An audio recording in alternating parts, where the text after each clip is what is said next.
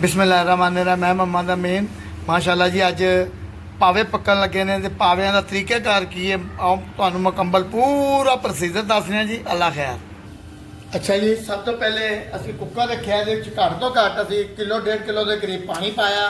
अच्छा जी, अग असी बाल दी है पावे अच्छे तरीके नाल तुसीं साफ कर लेने इस तरीके नाल मुकम्मल सारे पावे। आ जगह ते पब्बी हुंदी है, इहनूं ला देना। इस जगह साफ करनी, अंदरों गदूदां साफ करनियां ने ते पानी गर्म करना है। ये तुसीं एक उबाला दवाना है गर्म पानी दे विच, पावे विच पाने हैं जी।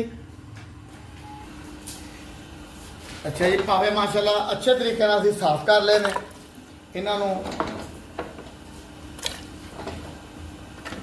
एक दफ़ा गर्म पानी दे विच सानूं इन्हां नूं धोना है। धोण तो बाद पूरा प्रोसीजर दसने जी। अच्छा जी, माशाल्लाह पानी पकन लग पिया। इन्हां नूं असीं कढ़ लेने, अग घट कर देने ते पानी गर्म पानी पाना दोबारा, ये ठंडा पानी नहीं पाना, इनू कढ़ने जी छानने। अच्छा जी, असी पानी दोबारा 1.5 किलो के करीब पानी पाता है, इस करके कि ठंडा पानी के विच पावे नहीं पाने। पावे असी अच्छे तरीके नाल उबाल लए ने, गर्म पानी के नाल साफ हो गए ने। इन्हां जो जी कुछ माड़ी मोटी जरासीम ने या कोई स्मैल है वो खत्म हो गई है। पावे 8 पावे ने जी। इन्हां दा तुहानूं एक तरीका अज होर दस देने आ। तुसीं अगर मार्केट जाते हो पुछ लेना है कि यार बकरे दे ने, पठ दे ने, पठोरे दे ने कि अपना छकरे दे ने। अगर जो हम पठोरे दे ज़्यादा से ज़्यादा 15 तो 20 मिनट कुकर लगेगा। 1.5 पा के करीब साढ़े को प्याज है, उसकी कटाई कर ली है, प्याज पावांगे जी। ये हर चीज़ पा देनी, ये भनाई इस तरह नहीं करनी। इन्हों पहले पकावांगे। अच्छा जी, 20 ग्राम के करीब साढ़े को अदरक है। अदरक ज़्यादा नहीं पैंदा। 2 तो वड्डियां 2 तुरियां लसन दियां ने छिल लिया साबत।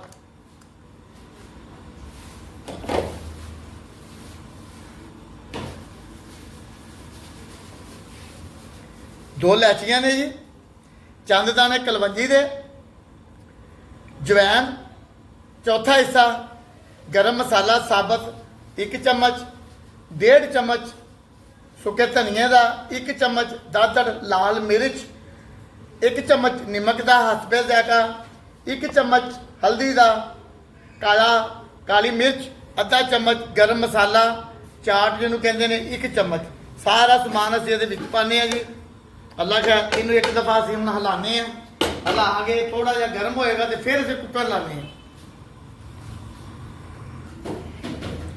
अच्छा जी, इनू जरा मसाले नूं असीं हिला दिए इस करके कि मसाला एक जान हो जाए।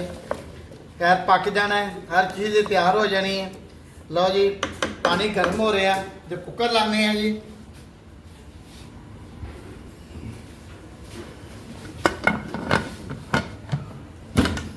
असी जी कुकर जरा 15 तो 20 मिनट, ज़्यादा नहीं, सिर्फ 15 तो 20 मिनट कुकर लाने हैं जी।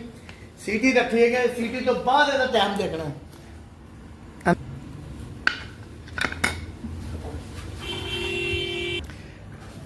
माशाल्लाह जी, मेन जिहड़ा काम है साडा हॉस्पिटल का लंगर है। हफ्ता इतवार पीर 3 दिन लंगर पकता है। अगर तुसीं शामिल होना चाहते हो बिस्मिल्लाह।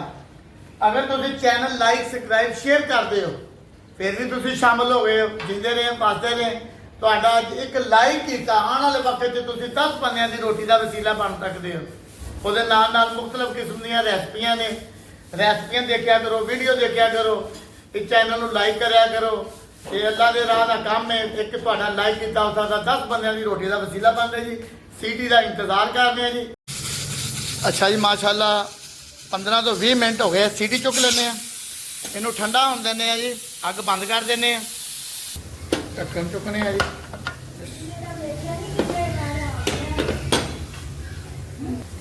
अच्छा जी, माशाल्लाह देखें असी घ्यो नहीं पाया, इन्हें अपने आप ही सारी जी तरी है ना आपे छड़ दी है।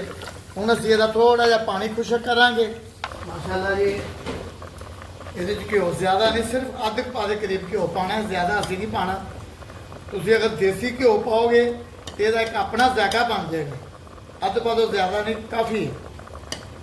इनू असीं हुण अच्छे तरीके नाल हिलावांगे। हिलाउण तो बाद ਅੱਛੇ ਤਰੀਕੇ ਨਾਲ ਅਸੀਂ ਬਣਾਈ ਕਰਾਂਗੇ ਤੇ ਸਾਡੇ ਮਾਸ਼ਾਅੱਲਾ ਪਾਵੇ ਜਿਹੜੇ ਨੇ ਤਿਆਰ। ਨਾਸ਼ਤਾ ਕਰੋ, ਪਰੌਂਠੇ ਨਾਲ ਖਾਓ, ਨਾਨ ਦੇ ਨਾਲ ਖਾਓ। ਬਾਅਦ ਦੇ ਉੱਤੇ ਮਸਾਲਾ ਵਗੈਰਾ ਜਿਹੜਾ ਪਾਣਾ ਬਾਅਦ ਚ ਪਾਵਾਂਗੇ। ਲਓ ਜੀ ਪਾਣੀ ਖੁਸ਼ਕ ਹੋ ਗਿਆ, ਦੇਖੇ ਸਾਰਾ ਭੁੱਜ ਗਿਆ ਮਾਸ਼ਾਅੱਲਾ। ਦੇਖੇ ਪਾਵਿਆਂ ਦਾ ਕਲਰ ਬਿਲਕੁਲ ਮਾਸ਼ਾਅੱਲਾ ਮਲਾਈ ਵਾਂਗੂ ਹੋ ਗਿਆ ਨੇ ਜੀ। ਇਹਨਾਂ ਨੂੰ ਅੱਛੇ ਜਿਹੇ ਬਰਤਨ 'ਚ ਕੱਢੀਏ, ਡੈਕੋਰੇਸ਼ਨ ਕਰੀ।